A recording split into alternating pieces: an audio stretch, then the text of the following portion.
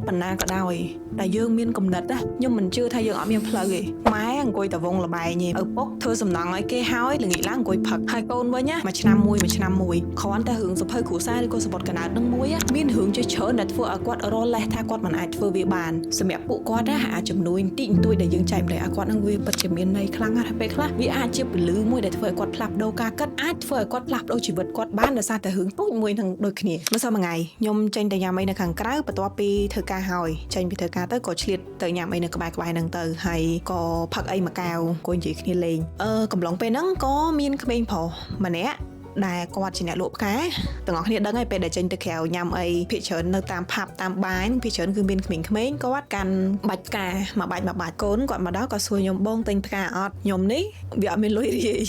ហើយខ្លួនឯងក៏មិនសូវចូលចិត្តទិញផ្កាកលាប់ផ្កាអីម្តងនឹងដែរវាអត់ដឹងថាទិញទៅអីអញ្ចឹងណាខ្ញុំក៏បដិសេធគាត់ទៅអញ្ចឹងគាត់ក៏ដើរចេញប៉ុន្តែដើរចេញហ្នឹងគាត់មិនទាន់បានចេញទៅវិញទាំងស្រុងហ្មងឯងគាត់នៅមើលនេះមើលនោះមើលទីធ្លាជុំវិញហ្នឹងណាអញ្ចឹងអាហ្នឹងប្រហែលជាវិធីសាស្ត្រមួយរបស់គាត់ដែរខ្ញុំអត់ដឹងទេវិច័យដនពេលហ្នឹងម្ហូបរបស់ខ្ញុំហ្នឹងខ្ញុំញ៉ាំអត់អស់ហើយខ្ញុំក្រងនៅក្នុងការខ្ចប់មកផ្ទះវិញទេមែនតើទៅព្រោះខ្ញុំអត់ចូលចិត្តខ្ជះខ្ជាយអាហារទេអ្នកណាថាខ្ញុំរិះថាមិនថាទៅប៉ុន្តែអាហារដែលខ្ញុំគិតថាអាចញ៉ាំមកពេលទៀតបានគឺខ្ញុំសុខចិត្តខ្ចប់មកផ្ទះវិញហ្មងអញ្ចឹងពេលហ្នឹងគឺខ្ញុំរកគិតលុយដើម្បីខ្ចប់ម្ហូបហ្នឹងមកផ្ទះវិញហើយម្ហូបហ្នឹងគឺខ្ញុំហៅស្លាប់មាន់ពងហើយមិនណាស្លាប់មាន់ទូចចកហ្នឹងឯណាស្លាប់ធំដូចជានៅសល់4ដុំហ្នឹងហើយវាច្រើនដែរអញ្ចឹងខ្ញុំគិតថាអាចញ៉ាំមកពេលទៀតបានអញ្ចឹងចង់ខ្ចប់មកផ្ទះទៅអញ្ចឹងដោយសារតែកលេសទៅពេលហ្នឹងឃើញគាត់កំពុងតែឈរនៅនឹងដែរទេយើងក៏សួរគាត់លេងថាអូនញ៉ាំអត់គាត់គ្រាន់តែឮថាអូនញ៉ាំអត់ហ្នឹងគឺថាគាត់ស្ទុះហ្មងអត់មានឆ្លើយបាតឆ្លើយអីគឺគាត់ស្ទុះហ្មងគាត់ស្ទុះហ្នឹងក្នុងន័យថាគាត់ចង់មកយកប៉ុន្តែខ្ញុំអត់ចង់ឲ្យគាត់ខ្ចប់ទៅទេកុំឲ្យពិបាកអញ្ចឹងខ្ញុំឲ្យគាត់មកអង្គុយតុជាមួយខ្ញុំទៅព្រោះដោយសារតុខ្ញុំអង្គុយហ្នឹងវាធំដែរវាសល់ទីធ្លាដែរទឹកនៅសល់ប្រហែលជាកន្លះដប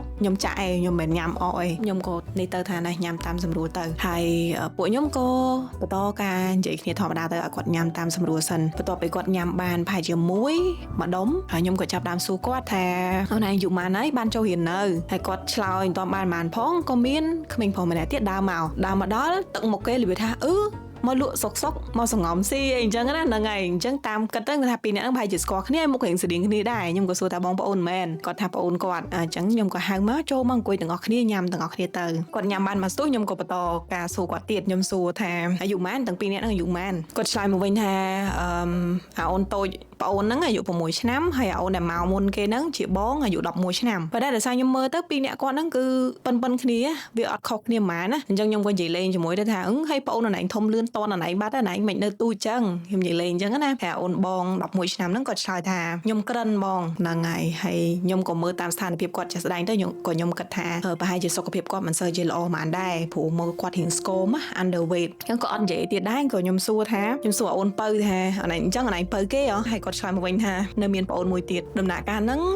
ខ្ញុំរៀងចាប់តាមឆង់តិចណាហើយខ្ញុំសួរថាចុះបងប្អូនស្រុកបងឯងមានម៉ានអ្នកទាំងអស់គ្នាដឹងថាមានម៉ានអ្នក7នាក់ហើយគាត់អាយុ6ឆ្នាំហើយគាត់នៅមានប្អូនមួយទៀតហើយខ្ញុំសួរគាត់ថាអូនបានរៀនអត់គាត់ថាអត់បានចូលរៀនទេទាំងបងទាំងប្អូននិយាយទៅតាំងពីបងមកហ្នឹងគឺអត់មានអ្នកណាបានរៀនម្នាក់ទេសូម្បីតែគាត់ហ្នឹងគាត់ចង់រៀនប៉ុន្តែគាត់បានរៀនដែរចំណុចហ្នឹងដែលធ្វើឲ្យបេះដូងខ្ញុំវាធ្ងន់ហ្មងពេលដែលខ្ញុំឮអញ្ចឹងព្រោះក្មេងគាត់ចង់រៀនប៉ុន្តែគាត់អាចបានរៀនណានៅពេលដែលខ្ញុំឮប្រហែលចម្លើយចេញពីគ្រួសាររបស់គាត់ហ្នឹងធ្វើឲ្យខ្ញុំចាប់ដើមគិតឃើញទៅដល់ស្ថានភាពគ្រួសារមួយឬក៏ពីរនៅក្នុងភូមិខ្ញុំកាលពីខ្ញុំនៅក្មេងៗខ្ញុំបញ្ជាក់បន្តិចថាខ្ញុំក៏មិនមែនអ្នកធំធាអីដែរខ្ញុំចេញពីគ្រួសារដែលបបាក់ដូចគ្នាដែរមិនក្រលំបាកដល់ថ្នាក់រកអីហូបមិនបានទេត្រូវចាំថាគ្រួសារដែលមិនសូវទូធាតែរស់នៅតាមខេត្តតាមជនបទវាខុសគ្នាពីគ្រួសារដែលមិនសូវទូធាហើយរស់នៅក្នុងទីក្រុងបើទោះបីជាយើងមិនទូធាក៏ពិតមែនប៉ុន្តែយើងមានចការយើងដាំដុះស្រូវដាំដុះដំណាំបន្លែខ្លួនឯងនៅជុំវិញផ្ទះហើយយើងចិញ្ចឹមសត្វទៀតហ្នឹងហើយអញ្ចឹងនិយាយសួរស្ដាប់ថាជីវភាពយើងមិនមានអីហូបក៏ប៉ុន្តែយើងអាចហឺហាអត់អាចទិញអីដែលយើងចង់ទិញបានអញ្ចឹងណាមើលឲ្យហើយសឹងខ្លាចខូចទេព្រោះមិនសូវមិន traumatize ខ្លាំងណាស់2ដងថត2ដងបាត់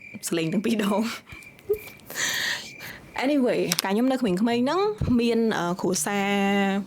let's say តែមួយចោះខ្ញុំចាំតែមួយហ្នឹងចោះដែលខ្ញុំឃើញណាហើយខ្ញុំគិតថាខ្ញុំសម័យដល់រូបភាពថាគ្រួសារអូន2នាក់ហ្នឹងប្រហែលជាអាចនឹងស្តៀងជាមួយនឹងគ្រួសារដែលខ្ញុំធ្លាប់ឃើញកាលពីខ្ញុំនៅក្មេងហ្នឹងគ្រួសារហ្នឹងម៉ែអង្គុយតែវងលបែងឯងមួយថ្ងៃគឺងើបតាណាមិនរួចក្រៅពីវងលបែងហ្នឹងហ្មងឪពុករកបានប៉ុន្តែធ្វើសំណងឲ្យគេហើយធ្វើផ្ទះធ្វើអីឲ្យគេហើយល្ងាចឡើងអង្គុយផឹកហើយកូនវិញមួយឆ្នាំមួយហើយគាត់អត់ចាយហ្មងទេគាត់អាយុខ្ទង់ប្រហែលជាខ្ទង់20ជាងទៅ30ស្ដើងនឹងឯងហើយទាំងអស់គ្នាដឹងអីដែលធ្វើឲ្យខ្ញុំខ្លោចផ្សាចិត្តខ្លាំងជាងគេកូនបងរបស់គាត់កាលហ្នឹងដូចជាទឹកតែ6 7ឆ្នាំ ផាជាប៉ុណ្ណាអូនទូចនឹងឯង6 7ឆ្នាំតែដឹងគាត់ទទួលរ៉ាប់រងបន្ទុកអីខ្លះគាត់មើលប្អូន2 3នាក់មិនម្នាក់ឯណាដាំបាយដាំទឹករមហូបឲ្យប្អូនញ៉ាំដាំបាយឲ្យម៉ែហូបទៀតដោយសារអីដោយសារតែបើគាត់មិនធ្វើខ្លួនឯងទេមិនត្រឹមតែគាត់ទេដល់អត់អីហូបប្អូនគាត់ក៏អត់អីហូបដែរព្រោះពុកម្ដាយរបស់គាត់មួយលេងល្បែងមួយផឹកស្រាហើយមកដល់តែវាយកូនទៀតអញ្ចឹងវាមានតែគាត់ទេដែលត្រូវតែស្វះស្វែងដើម្បីរកម្ហូបរកអាហារដាំបាយដាំទឹកឲ្យប្អូនញ៉ាំហើយញ៉ាំខ្លួនឯងដែរមក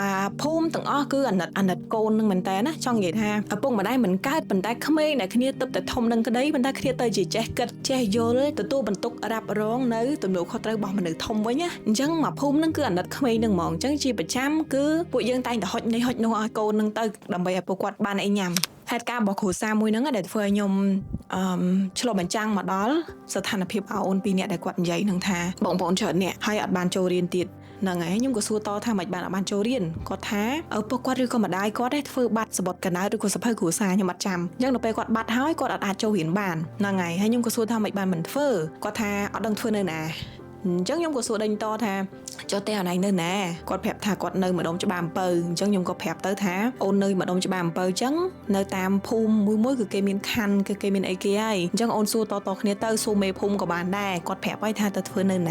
ការសន្ទនារបស់ខ្ញុំជាមួយគាត់ណាអ្វីដែលខ្ញុំទទួលបានពីកូនក្មេង2នាក់ហ្នឹងធ្វើបិទតែគាត់ជាកូនក្មេងទូចមែនណាគឺសុទ្ធតែជារឿងអវិជ្ជមានកលេចទៅកន្លែងណាក៏អវិជ្ជមានដែរបញ្ហាគឺជាប់គ្នារហូតគ្រាន់តែរឿងសភៅគ្រួសារឬក៏សបុតកណៅហ្នឹងមួយមានរឿងជាច្រើនដែលធ្វើឲ្យគាត់រលេះថាគាត់មិនអាចធ្វើវាបានអត់ដឹងខណ្ឌនៅណាធ្វើទៅអស់លុយច្រើនគេយកលុយពីគាត់អត់អាចធ្វើបានគាត់ក្រណាស់គាត់គ្មានលទ្ធភាពនៅក្នុងការធ្វើសភៅគ្រួសារឬមួយក៏សបុតកណៅនឹងមួយទេនិយាយទៅបញ្ហាចំទិសហ្មងអញ្ចឹងនៅពេលដែលខ្ញុំនិយាយជាមួយគាត់ខ្ញុំដឹងថាក្មេងគាត់មិនអាចធំធាត់ឡើងគាត់គិតបែបនឹងភ្លាមទេគាត់ច្បាស់ជាទទួលរងឥទ្ធិពលពីបរិស្ថានជុំវិញឬក៏និយាយសួរស្ដាប់គ្រួសាររបស់គាត់អញ្ចឹងខ្ញុំក៏ព្យាយាមឲ្យដំណោះស្រាយល្អទៅគាត់ហើយនិយាយអ្វីដែលវិជ្ជមានទៅគាត់ដើម្បីឲ្យគាត់អាចមើលឃើញពិភពលោកក្នុងជ្រុងមួយទៀតអញ្ចឹងខ្ញុំក៏ព្យាយាមនិយាយជាមួយគាត់ជាមួយនឹងភាពវិជ្ជមានព្យាយាមឲ្យដំណោះស្រាយទៅគាត់ថាបើអូនចង់ធ្វើអូនប្រាប់ម៉ាក់ទៅថាអូនចង់ចូលរៀនហើយបើគាត់ប្រាប់ថាគាត់អត់ដឹងធ្វើនៅណាឲ្យគាត់សួរទៅថាមេភូមិគេនៅណាគេធ្វើបែបម៉េចហើយឯកសារអស់ហ្នឹងមែនតើទៅគឺយើងមិនអស់លុយទេព្រោះវាគឺជាសេវាសាធារណៈដែលមេភូមិឬក៏ខណ្ឌនីមួយៗគាត់ធ្វើឲ្យប្រជាជនខ្លួនឯងអញ្ចឹងវាមិនអស់លុយទេខ្ញុំក៏ប្រាប់គាត់បែបហ្នឹងខ្ញុំមានតែសង្ឃឹមថាគាត់ទៅដល់ផ្ទះវិញគាត់ប្រាប់ឪពុកម្ដាយរបស់គាត់ហើយឪពុកម្ដាយរបស់គាត់នឹងយល់ពីតម្រូវការរបស់កូនហើយព្យាយាមស្វះស្វែងនៅក្នុងការដោះស្រាយរឿងហ្នឹងព្រោះបើសិនបើគាត់មិនធ្វើទេកូនរបស់គាត់តាំង7នាក់គឺមិនបានរៀនសូត្រតាំង7នាក់បន្តមកទៀតអ្វីដែលខ្ញុំឆ្លុះបញ្ចាំងឃើញសំទោសបើសិនបើខ្ញុំនិយាយចំណុចនេះទៅប្រហែលជាអាចប៉ះពាល់ដល់អារម្មណ៍ឬមួយក៏អ្វីដែលខ្ញុំនិយាយនេះពាក្យសម្ដីវារៀងអាក់ស្រួសក្រប៉ុណ្ណាក៏ដោយតែយើងមានគំនិតណាតែយើងមានឆន្ទៈនៅក្នុងការទៅមុខខ្ញុំមិនជឿថាយើងអត់មានផ្លូវទេលុះត្រាតែក្រទាំងទ្រព្យសម្បត្តិហើយក្រទាំងចិត្តទាំងគំនិតទៀតអត់មានគំនិតនៅក្នុងការរកអត់មានគំនិតនៅក្នុងការរកដំណោះស្រាយដើម្បីធ្វើអីឲ្យលើសពីហ្នឹងកុំឲ្យនៅតែប៉ុណ្្នឹងអញ្ចឹងត្រឡប់មកវិញខ្ញុំគិតថាភាពក្រវាជារឿងមួយហើយប៉ុន្តែវាមិនមែនជាឧបសគ្គធំបំផុតដែលរារាំងយើងមិនអាចឲ្យទៅមុខបានទេឧបសគ្គធំបំផុតខ្ញុំគិតថានៅលើការគិតនៅលើគំនិតនឹងឯងបើយើងនៅតែជឿជាក់ថាយើងក្រមិនក៏ដោយតែយើងនៅតែអាចដើរទៅមុខបានយើងនៅតែអាចប្រឹងប្រែងនៅតែអាចរកលុយមកបាននៅតែអាចកែប្រែជីវភាពបានយើងនឹងអាចធ្វើបានវានៅលើការជឿរបស់យើងហ្នឹងហើយអញ្ចឹងអានេះភ្ជាប់ទៅជាមួយនឹងប្រធានបទលើកមុនខ្ញុំធ្លាប់បានជជែករឿងមេរៀនជីវិតដែលខ្ញុំរៀនបាននៅក្នុងវ័យ20ជាងហ្នឹងណាមេរៀនចុងក្រោយគេខ្ញុំបាននិយាយអំពីសម្ដៅទៅរកអ្នកដែលកើតនៅក្នុងគ្រួសារដែលមិនសូវទូធាហើយខ្ញុំក៏សម្ដៅមើលលើខ្លួនឯងដែរខ្ញុំចង់ប្រាប់ថាយើងកើតមកក្នុងគ្រួសារអ្នកក្រអូខេឪពុកម្ដាយអត់មានលទ្ធភាពជួយឬក៏គាំទ្រយើងឲ្យបានរៀនសូត្រសាលាល្អឬមួយក៏ទិញអីដែលយើងចង់បានទេ So what គ្រួសារយើងក្រគឺជាបញ្ហានៅចំពោះមុខបើសិនជាយើងមិនដោះស្រាយអាភាពក្រហ្នឹងហើយយើងគិតតែពីបន្ទោសថាមកពីអ្នកនេះបានធ្វើខ្ញុំក្រមកពីអ្នកនោះបានធ្វើខ្ញុំក្រមកជីវិតហ្នឹងគឺយើងនៅតែដេកនៅក្នុងភាពក្រហ្នឹងមិនត្រឹមតែក្រសម្រាប់តែយើងទេកូនយើងចៅយើងនៅតែបន្តនៅក្នុងរស់នៅក្នុងជីវភាពក្រីក្របែបហ្នឹងរហូតលុះត្រាតែមានម្នាក់នៅក្នុងចំណោមជំនាន់របស់ពួកគាត់ហ្នឹងដែលចាប់ដើមមានគំនិតចាប់ដើមគិតថាអត់ទេភាពក្រហ្នឹងវាគ្រាន់តែជារបាំងមួយទេប៉ុន្តែមិនមែនជាអ្វីដែលមកកំណត់ជោគវាសនាថាមកជីវិតហ្នឹងយើងនៅតែក្រទេតោះតែអញ្ចឹងគាត់អាចកែប្រែជីវភាពគ្រួសារគាត់បានត្រឡប់មកវិញខ្ញុំចង់បានន័យថាបើសិនបើយើងត្រាំត្រែងយើងបដែតបដោយតែនៅក្នុងភាពអវិជ្ជមាន យើងsurrounded ខ្លួនឯងជាមួយនឹងរឿងដែលខ្មៅងងឹតណាប្រៀបធៀបឲ្យស្រួលស្ដាប់ទៅយើងដូចកំពុងតែឈរនៅក្នុងកន្លែងមួយក្នុងដំណងមួយដែលជុំវិញហ្នឹងគឺងងឹតស្លុបដែលយើងមើលអីក៏មិនឃើញជីវិតគឺអត់មានពលឺសោះហ្មងកលេចទៅកន្លែងណាក៏មានតែរឿងអវិជ្ជមានណាពេលណាដែលយើងគិតតែបែបហ្នឹងជីវិតយើងគឺអាចរីកចម្រើនទេហើយនៅពេលណាដែលយើងគ្រាន់តែផ្លាស់ប្ដូរផ្នត់គំនិតតាមបន្តិចបដោះការជឿជាក់ថារឿងល្អនៅតែមានឱកាសល្អនៅតែមានឲ្យតែយើងខំប្រឹងឲ្យតែយើងស្វះស្វែងវាចេញពីកលុកកលៀតមួយនឹងមកយើងនឹងអាចទទួលបានឱកាសល្អជាងគេបើសិនបើជីដូនជីតាម៉ាក់ប៉ាយើងធ្វើតែរឿងហ្នឹងហើយនៅតែបន្តស្ថិតនៅក្នុងដងហ្នឹងហើយបើយើងធ្វើសកម្មភាពដូចគាត់ទៀតយើងក៏មិនខុសពីគាត់ដែរមិនត្រឹមតែយើងទេកូនយើងចៅយើងក៏នឹងតែបន្ត10 20ជំនាន់នៅតែក្នុងដងហ្នឹងនៅតែក្នុងភាពក្រីក្រហ្នឹងអាចទៅណារួចទេវាត្រូវការយើងការផ្លាស់ប្ដូរគឺត្រូវការយើងដើម្បី make the first step អត់តាន់ចប់ដំណឹងឯងខ្ញុំបានសួរសំណួរមួយចំនួនទៀតទៅកាន់គាត់ដែរអធិស្ឋានអ្នកនរគ្នានឹងរៀងស្អកបន្តិចដោយសារមុននឹងមកថតវីដេអូនេះខ្ញុំបានថតវីដេអូផ្សេងមកប្រើហើយមាន script មានអីត្រូវទិញអញ្ចឹងខុសក៏ច្រើនដែរនិយាយឡើងស្អកកហើយឥឡូវមកថតវីដេអូនេះមួយទៀតវាច្រើនដែរខ្ញុំសួរគាត់តទៀតថាធំឡើងអូនចង់ធ្វើអីគាត់ឆ្លើយមកវិញថាគាត់ចង់ធ្វើទាហានតាំងពីអ្នកបងប្អូនហ្នឹងគឺចង់ធ្វើទាហានហើយខ្ញុំសួរថាហេតុអីបានចង់ធ្វើទាហានគាត់ឆ្លើយមកវិញថាចង់កាន់កំភ្លើងចង់មានភាពក្លាហានចង់បាញ់សម្លាប់សត្រូវដែលចង់ឈ្លានពានប្រទេសយើងកាលពីពេលថ្មីហ្នឹងខ្ញុំក៏ប្រាប់គាត់ទៅវិញថាការដែលយើងអាចឈ្នះគេបានមិនមែនអាស្រ័យថាតតែយើងមានកម្លាំងខ្លាំងជាងគេទេសម័យបច្ចុប្បន្នគេអត់អាស្រ័យទៅលើកម្លាំងនៅក្នុងការអាចយកឈ្នះទៅលើគូប្រៀបមួយទៀតបានទេម្យ៉ាងទៀតបើសិនបើអូនប្រើកម្លាំងនៅក្នុងការវាយគេក៏អូនវាយគេអត់ឈ្នះដែរព្រោះអ្នកខាងនោះប្រជាជនគេច្រើនជាងយើងមិនបាច់ចាំនិយាយអីក៏បានដែរគ្រាន់តែប្រជាជនគេមកវាយមួយប្រជាជនយើងក៏យើងចាញ់គេដែរគាត់សួរដូចឆ្ងល់ណាអញ្ចឹងយើងធ្វើម៉េចបងយើងធ្វើម៉េចទៅដើម្បីឈ្នះគេគាត់សួរអញ្ចឹងណាខ្ញុំក៏ប្រាប់គាត់ថាដើម្បីអាចយើងមានសមត្ថភាពកុំឲ្យគេមកឈ្លានពានយើងបានតើតែយើងមានលុយកាក់វាអត់ខុសអីពីគ្រួសារអូនឯងទេហើយខ្ញុំសួរគាត់តចុះគ្រួសារអូនរហងៃដែរមានអ្នកមើងងាយអត់ខ្ញុំគាត់និយាយដល់ហ្នឹងគាត់ដូចទឹកបាក់ទំនប់មានអ្នកមើងងាយខ្ញុំអីអ្នកចិត្តខាងអីចឹងទៅកូនអ្នកចិត្តខាងអីចឹងទៅមកមើងងាយខ្ញុំថាខ្ញុំអត់បានចូលរៀនអត់ស្គាល់អត់មានចំណេះដឹងអត់ចេះអក្សរដូចគេគ្រួសារខ្ញុំក្រអីចឹងណាហ្នឹងហើយគាត់ដូចទឹកបាក់ទំនប់មកទៅអូខេគាត់និយាយចប់ខ្ញុំក៏បន្តថាហ្នឹងហើយដូចគ្នាអត់ខុសពីគ្រួសារអូនទេនៅពេលណាដែលអូនក្រនៅពេលណាដែលអូនលំបាកនៅពេលណាដែលអូនរស់ពឹងគេពេលណាដែលអូនត្រូវការគេមកជួយអូនដើម្បីឲ្យអូនរស់អាហ្នឹងហើយដែលធ្វើឲ្យគេអាចធ្វើបាបយើងបានអញ្ចឹងបើសិនបើអូនចង់ឈ្នះគេមិនចាំបាច់តទៅវាយគេតទៅកាប់សម្លាប់បង្ហូរឈាមគេគឺការដែលអូនកសាងខ្លួនឯងឲ្យមានលុយចាយមានសេដ្ឋកិច្ចល្អពេលអូនមានលុយចាយមិនមែនឲ្យអូនដើរទៅធ្វើបាបគេប៉ុន្តែអូនការពារខ្លួនឯងកុំឲ្យគេធ្វើបាបបានព្រោះនៅពេលណាដែលយើងរឹងមាំយើងអត់ពឹងពាក់លើគេយើងអត់ខ្ចីដង្ហើមគេមកដកស្មើនឹងយើងមានភាពរឹងមាំហើយយើងអាចការពារខ្លួនឯងបានអញ្ចឹងអ្វីដែលអូនអាចធ្វើបានឥឡូវហ្នឹងណាអូនបាច់ចាំធ្វើទាហានក៏បានដែរបើអូនចង់ជួយជាតិបានបើអូនចង់ជួយការពារជាតិទៅដល់តែវិញអូនសុំម៉ាក់ដើម្បីអូនបានចូលរៀនពេលអូនបានចូលរៀនអូនរៀនចេះអូនមានចំណេះដឹងអូនគិតបានវែងឆ្ងាយជាងហ្នឹងពេលដែលអូនគិតបានវែងឆ្ងាយនៅពេលដែលអូនមានបទពិសោធន៍មានទាំងចំណេះដឹងអូនអាចទទួលបានការងារល្អនៅពេលអូនបានការងារល្អអូនមានចំណូលមិនត្រឹមតែជួយដល់គ្រួសារទេតែអូនក៏កំពុងតែជួយដល់សង្គមជាតិយើងដែរមិនបាច់ចាំតតែអូនទៅកាប់សម្លាប់បង្ហូរឈាមគេទេក៏អូនអាចរួមចំណែកជួយប្រទេសជាតិយើងបានដូចគ្នាដែរបញ្ជាក់អ្នកនរគ្នាខ្ញុំមិនប្រើភាសានឹងនិយាយមួយគាត់ទេខ្ញុំប្រើភាសាសម្រាប់ងាយយល់ដើម្បីឲ្យគាត់ចាប់បាននៅអ្វីដែលខ្លឹមសារដែលខ្ញុំនិយាយនេះខ្ញុំនិយាយនេះភាសានេះគឺខ្ញុំនិយាយជាមួយអ្នកទាំងអស់គ្នាទេហើយបន្ទាប់ពីការនិយាយគ្នាហ្នឹងខ្ញុំក៏ឲ្យលុយគាត់តិចតួចហើយខ្ញុំមានតែសង្ឃឹមថា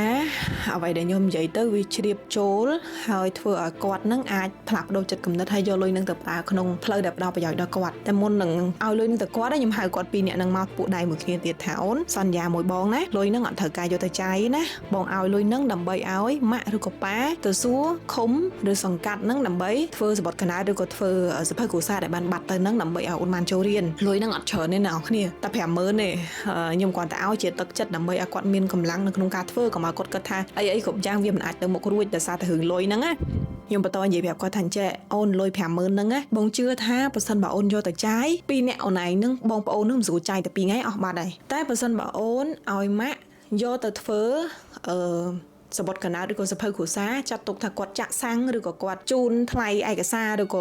៏ថ្លៃរថការអីមួយចំនួនអញ្ចឹងណាគឺអូនអាចបានចូលរៀនអូនអាចទទួលបានចំណេះដឹងអូនអាចធ្វើអីបានល្អប្រសើរជាងនឹងថ្ងៃខាងមុខអូនអាចទទួលបានចំណូលច្រើនជាងនឹងទៀតអញ្ចឹងសន្យាមួយបងណាថាលុយនេះកុំយកទៅចាយហ្នឹងហើយគាត់ក៏ធ្វើដៃមួយខ្ញុំអញ្ចឹងទៅអញ្ចឹងពីខ្ញុំទៅខ្ញុំមានតែសង្ឃឹមថាអ្វីដែលខ្ញុំជួយនៅថ្ងៃហ្នឹងបើទោះបីជាវាមិនច្រើនក៏ពិតមែនប៉ុន្តែខ្ញុំសង្ឃឹមថាវាអាចជាច្រកមួយទៀតជាពន្លឺទូចមួយក៏បានដែរឲ្យតែគាត់អាចមើលឃើញអាពន្លឺ ទូចមួយហ្នឹងគាត់គិតថាវាអាចទៅរួចហើយយកលុយនឹងទៅប្រើប្រាស់ដើម្បីជួយសម្រួលធ្វើឲ្យគាត់បានចូលរៀនអញ្ចឹងទៅព្រោះការសិក្សាគឺវាសំខាន់ខ្ញុំតែងតែបញ្ជាក់ប្រាប់គាត់អញ្ចឹងរឿងមួយទៀតដែលបើកវងកញ្ចក់តិចទៅដែលខ្ញុំឆ្លុះបញ្ចាំងឃើញដែរបន្ទាប់ពីខ្ញុំបានជួបជជែកគ្នាជាមួយនឹងក្មេងៗ2នាក់ហ្នឹងហើយចាំបានថាកាលពីខ្ញុំនៅក្មេងខ្ទង់ថ្នាក់ទី6ទី7មិនដឹងទេមានយុវជនមួយក្រុមដែលមើលទៅគាត់ប្រហែលជាវ័យប្រហែលខ្ញុំនឹងឯងគាត់ទៅលេងសាលាទៅទស្សនកិច្ចនៅសាលារបស់ខ្ញុំហើយគាត់បាននាំយកនៅសម្ភារៈសិក្សានាំអីមួយចំនួនទៅហើយគាត់មកនិយាយជាមួយពួកយើងឲ្យខំប្រឹងប្រែងរៀនហើយរៀនសូត្រទៅបានការងារធ្វើបានអីល្អជួយអ្នកផ្ទះជួយសង្គមជាតិអីចឹងទៅ perspective ខ្ញុំពេលហ្នឹងក្នុងនាមជាក្មេងម្នាក់មើលទៅគាត់ជាយុវជនដែលមានចំណេះដឹងដែលស្លៀកពាក់លោឆាយដែលជាអ្នកមានលុយមានកាក់អាចចង់ទិញអីចាយវាបានតាមចិត្តអញ្ចឹងណាអាហ្នឹងពីខ្ញុំពីក្មេងដែលមើលមកគាត់ខ្ញុំស្រាប់តែ reflect មកកាន់ខ្លួនឯងវិញថាចាអញ្ចឹងកូនហ្នឹង2នាក់ហ្នឹងមើលមកខ្ញុំវិញអញ្ចឹងអត់ណោះបែបគេមើលមកខ្ញុំកូនក្មេង2នាក់ហ្នឹងមើលមកខ្ញុំបែបជា